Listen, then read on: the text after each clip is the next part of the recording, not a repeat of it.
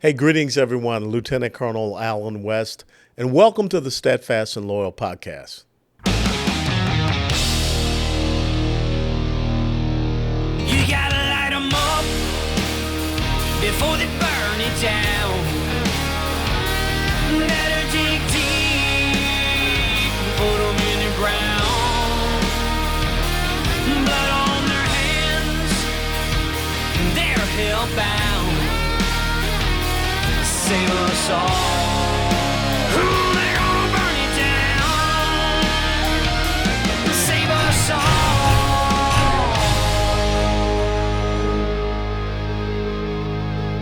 before they burn it down. Hey, greetings, everyone, and welcome to the Steadfast and Loyal podcast. And I'm joined with a very dear friend of mine. First of all, he's a brother in Christ. He's a brother in service, a fellow soldier, and he is a brother in a many different special ways to me. Someone that took time at a very emotional point in his life to spend time with us here, and that's Ryan Weaver. Chief Warrant Officer 3, Ryan Weaver, is a high-energy, all-American rock and country music artist who proudly served as an active-duty Black Hawk aviator, United States Army. Growing up with a family of 11 in a small town in Floral City, Florida, he joined the Army right after high school. After several years of working as a military intelligence analyst, Ryan followed in the footsteps of both his two older brothers, Steve and Aaron, by attending Warrant Officer Candidate School and Flight School. He graduated top of his class in flight school, becoming a Black Hawk aviator. In April of 2003, he deployed to Baghdad International Airport in Iraq, and shortly thereafter, sadly, one of his brothers, Aaron, was deployed just west of him in Fallujah, and in 2004, Aaron was killed in action when the medevac helicopter he was a passenger in was shot down by enemy fire. In 2013, Ryan's brother-in-law, Chief Warrant Officer 2, Randy Billings, was laid to rest just one row away from his brother Aaron after the Black Hawk helicopter he was piloting was shot down by an enemy ground-detonated explosive device. This second heartbreaking loss made the Weaver family a two-time Gold Star family. But Ryan used his heartache as determination to succeed. Both of his brothers' ultimate sacrifices continued to fuel his fire to accomplish his dreams in music. After releasing his single and music video Burn, featuring Benghazi heroes Chris Tonto Peranto and John Tig Teagan, Ryan toured in 2018 and 2019 with the Professional Bull Riders in 24 major arenas across the nation. The PBR premiered his Celebrate America EP, featuring the inspirational single and video Never Forgotten, a tribute to those lost in the 9/11 tragedy, Ryan's family, and other heroes across the nation. Ryan even took over Aerosmith Steve Tyler's place as the headliner for the Saturday night concert during the 2017 PBR World Finals in T-Mobile Arena in Las Vegas. Following performances included Madison Square Garden, AT&T Stadium in Arlington, Texas, in front of a record PBR crowd of over 41,000. In addition, Ryan has recorded the first single on the album Songs That Save Our Lives with the West Point Military Academy's Benny Havens Band, and that was nominated for a Grammy Award. But Ryan's song Burn was the theme of my 2022 Texas gubernatorial campaign and is the Steadfast and Loyal podcast song. And that's why he will always be a brother of mine. Ladies and gentlemen, CW3 Ryan Weaver. Brother, how you doing? Oh, Alan, I can't thank you enough. It's always great to see you. Can't wait to get back down there to Texas and hang out with you again. Had so much fun this time. That was awesome over there at Marty B's. And now, are you in Nashville right now or where? I am. I actually just flew back. I did a short vacation in New York City with some family members and just flew back today, actually. So, oh, pretty cool. Appreciate you bringing me on. Thanks for taking the time. Now, we've got so much to talk about, but first and foremost, what's the atmosphere like now in the music industry? Are they still very supportive, even in the country and Western sphere, or do you see wokeism creeping into that industry as well? Oh, it's definitely wokeism, that's for sure. I mean, I've always, everything that I've been fortunate to do has been outside the box of Nashville as it is. And even when I was touring with the professional bull riders as the patriotic voice of the professional bull riders, doing nothing but arena shows, I got to see just how hard it is, or how difficult it is for the folks in the industry to sell patriotism, which you wouldn't think it would be difficult to do. But I got to witness that firsthand. And of course, we have a song called Get Up or Get Out that's on the Celebrate America EP. And I loved writing the song. Writing the song and writing that album. But I wasn't even allowed to perform that song live, even at the event. So we did it the last show that we did. So, with the PBR, but I've gotten to see, I know that country music fans are patriotic, and I know country music fans are they bleed red, white, and blue, but the music industry itself is very much like every other entertainment industry out there. And it's definitely fallen into the wokeism atmosphere for sure. It's amazing to me that would happen, because I remember when the Dixie Chicks were on stage and they criticized, President Bush because of Iraq. I think it was 2003, 2004, and that ended their career. But now it seems we've gone a complete 180, where if you stand up and you talk about love of country and American things like that, that will end your career. You get pigeonholed. I got pigeonholed into being a military guy before a country music artist, and I ran from my story initially when I was getting into mainstream country, because obviously my story is, it's not contrived. I don't have to make anything up about myself. But I didn't want that to be the focal point. I wanted my music and entertainment value to be the focal point, because I knew in this business you had to be able to sell songs and CDs back when I first started. Obviously, that's not true anymore, but as much. But now getting out there, if you're vocal about your love of country and patriotism, it seems like you get pigeonholed in this group of people that folks don't necessarily want to talk to. If you're not talking about the LGBTQ, RSTULNOV. I don't know all the letters. So, but if you're not speaking openly about that, or speaking about that you're pro-abortion or all these different things, you're not in the right place to be put on mainstream radio, it seems. That's amazing to me. So, in the time that you've been in the music industry, was this a day and night shift, or did you see it as a slow creep that has occurred over time? There were certain things that you saw several years ago, but everything, as you know, seems to flow with the political climate. And as soon as Trump came down that escalator, things just really, it was a tidal wave of all that stuff, all those different subject matters coming out and I really I didn't know where to put myself in it, because I was in the middle of this, the PBR thing, and we had this huge, patriotic support at all of these events. And I got to see how the crowds loved that red, white, and blue, and were immensely patriotic. And then all of a sudden, bam, you got hit with it. So, I would say it wasn't as much of a creep as I would have liked to. It hit us pretty quick. Have you been experiencing any censorship or, any little... Well, that face said it all. So talk about that, because, Ryan, what I find so really hypocritical is there are people that are out there saying, you're a fascist, you're a fascist, but they don't understand what it means to be a fascist. When you're shutting people down for them having an opinion, an assessment, a thought, a perspective different from yours, that's the nature of fascism. So how has that reached out and touched you in the industry there as a performer?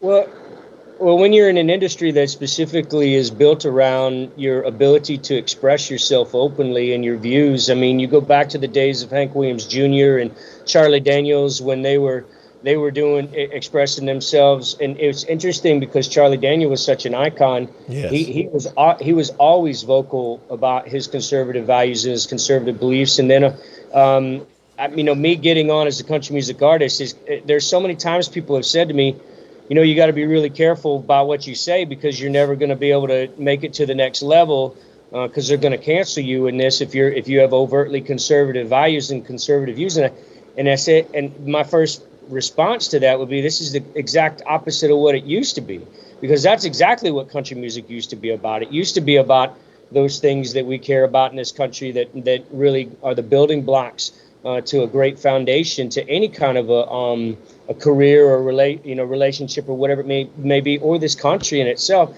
And now you talk about this. I mean, and my Instagram account, I'll go from, I mean, Instagram has just as many people unfollowing me a day as I have following me a day. So it's hard to grow my social media account.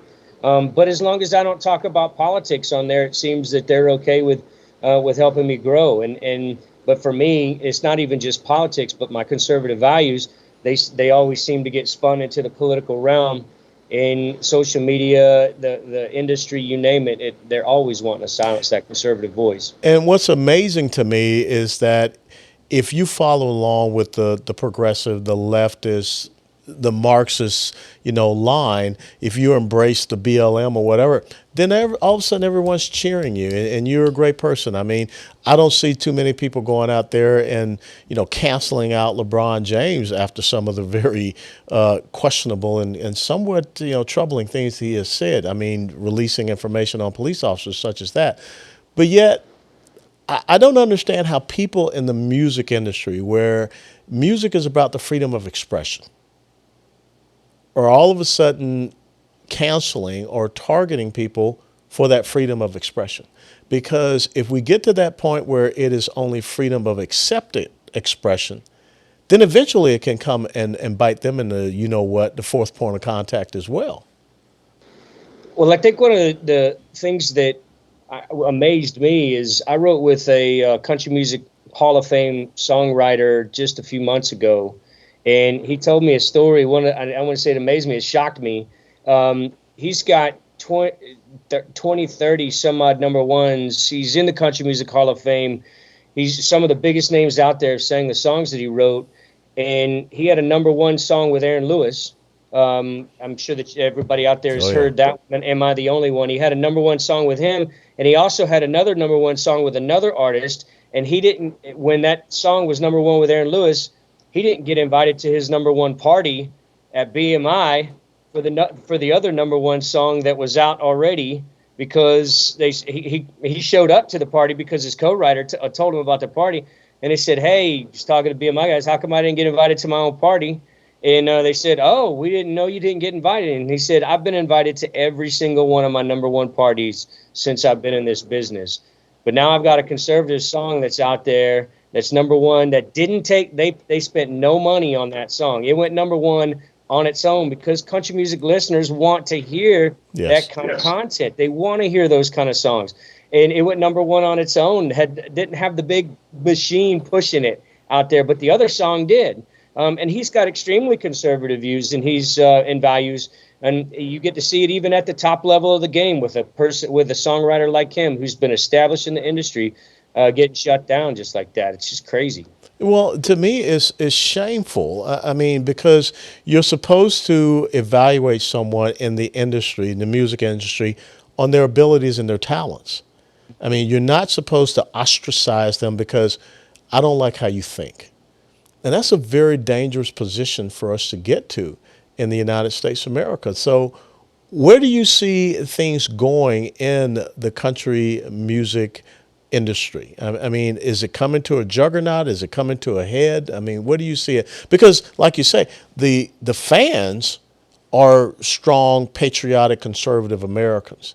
But if the industry leaders have this different perspective, something has to give.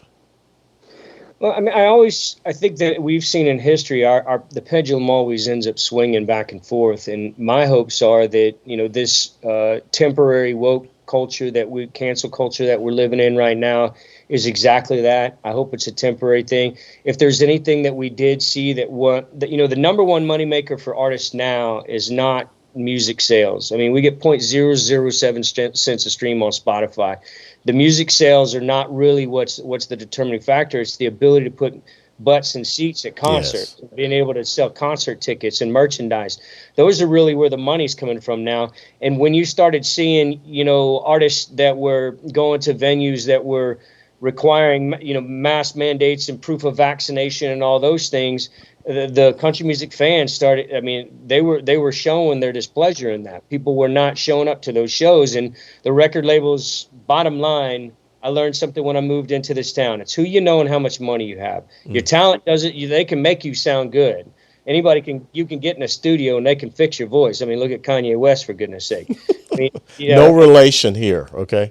No, but I mean, I'm just saying, and you get to see what those artists it's not necessarily talent 100% that gets you where you're going. But when the record labels start seeing that they're hemorrhaging money because people aren't showing up to concerts, specifically because of these mandates and the Marxist ideals that a lot of these places have, they're going to change their tune. I think when it comes to that, I think it's going to be a pendulum swing, and I hope that happens sooner than later. Yeah, country music fans love individual liberty and freedom. That's what it's all about. Let's switch a little bit and talk about our brotherhood of the United States Army.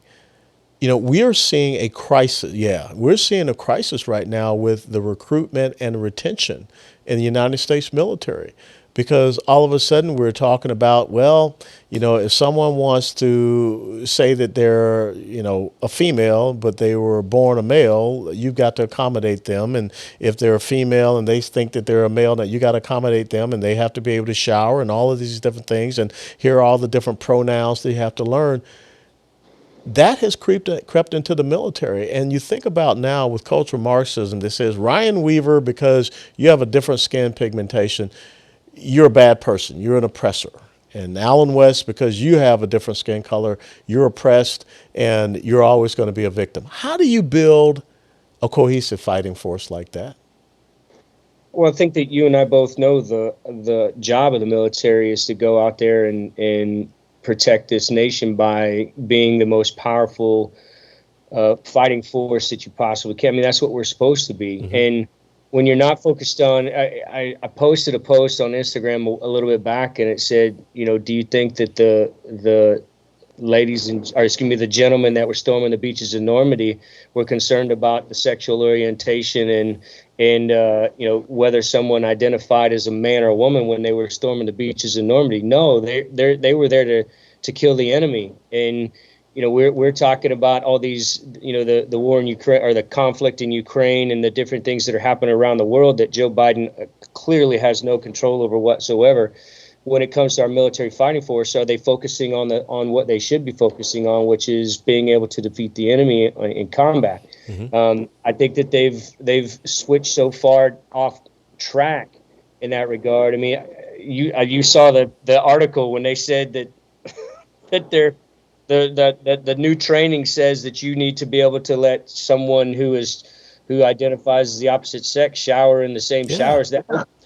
What happened to equal opportunity programs were placed in the military. We have, I'm sure you saw it the exact same way that I did. We had the most stringent equal opportunity programs of any organization or job that you would ever have in the civilian sector. And it provided opportunities for both sexes and all colors to be able to advance in their career and not be targeted based off of those things. Well, now you're setting it up for those people to be targeted. It's going to make it. I don't know. I think that although I'm a traditionalist in that regard, you think about logic and you think about reasoning and the human element to all of that, and it just seems like we're setting our military up for failure. Well, you have people that are pushing an ideological agenda, and the American Psychiatric Association said that gender dysphoria is a mental condition.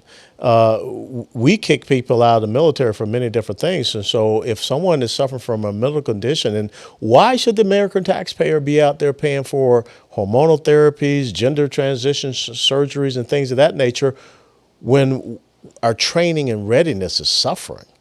I mean, that's not what the American taxpayer dollar is meant to be. So I'm going to ask you the tough question. Where do you see this all headed? I mean, because you're part of the culture, and Andrew Breitbart once said, politics flows downstream of the culture. So what do you see out there? What are the good things, the bad things? Where do you have hope? Well, hope was in Jesus Christ, but where do you see this thing headed? Well, I get a lot of messages, as I'm sure you do as well, on social media from folks in the military, and I don't get very many positive messages about what's happening right now. I mean, I don't see and maybe it's because folks don't want to reach out to me and say something negative. I don't know, but the vast majority of the messages that I'm getting, the military service members right now, there's a reason why they're having trouble with recruiting. There is a reason why they're having trouble keeping people in the military, especially when you're kicking people out of the military for reasons that have nothing to do with their combat readiness and combat effectiveness. I mean, I served underneath 4 presidents from in my 21 years, and I got to go through the Great American Apology Tour with Obama. I served underneath Clinton.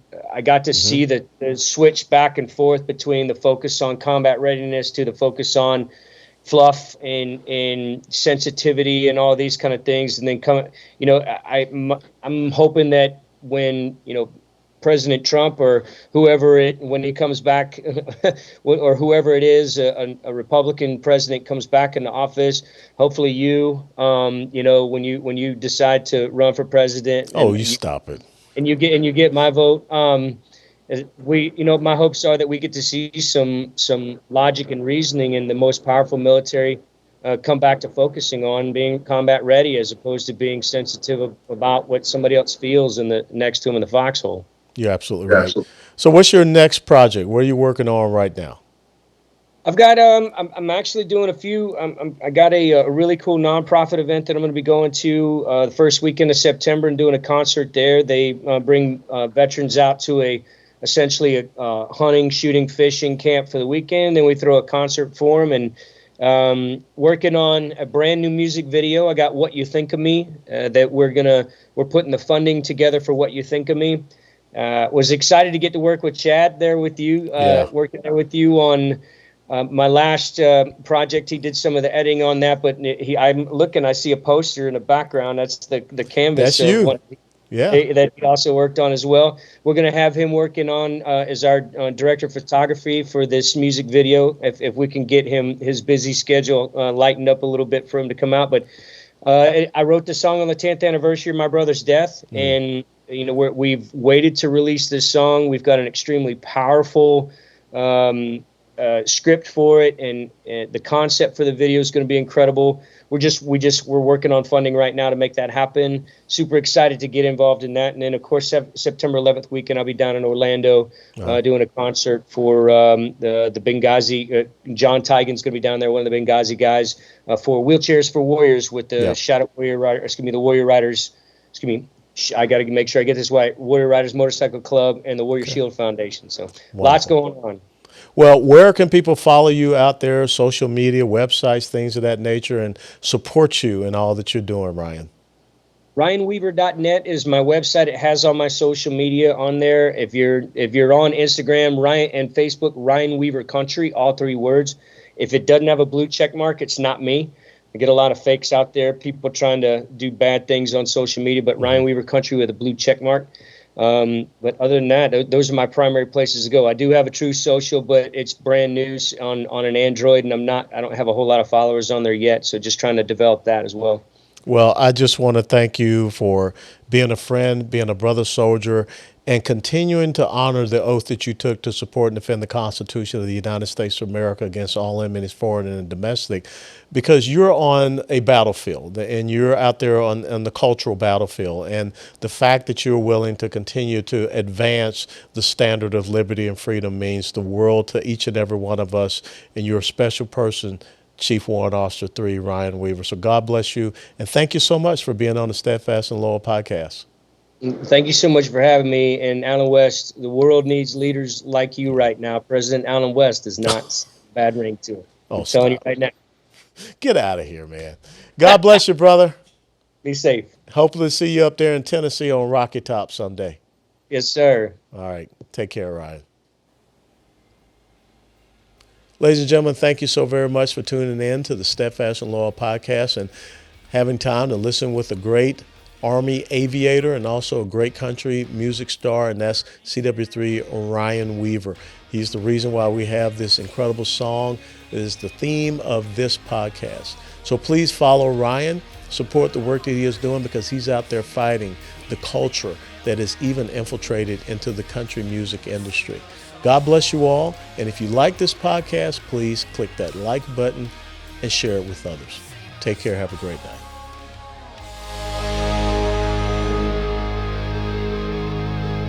Before they burn it down.